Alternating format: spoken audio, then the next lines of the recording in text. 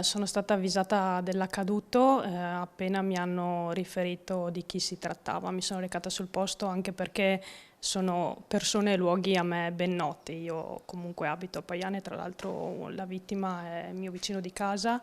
Entrambi li conosco personalmente anche per motivi professionali, per cui a maggior ragione insomma, non ho potuto fare a meno che recarmi immediatamente sul posto. In questo momento non posso che dire che siamo una comunità sicuramente scossa da questo accaduto.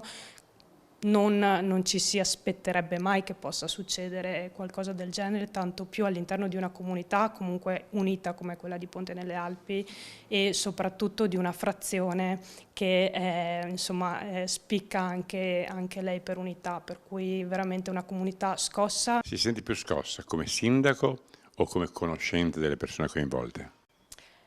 Devo dire la verità, entrambi, forse alla stessa maniera, perché come sindaco ovviamente non ti aspetteresti mai e non vorresti mai che accadesse qualcosa all'interno della tua comunità, qualcosa del genere, di così drammatico.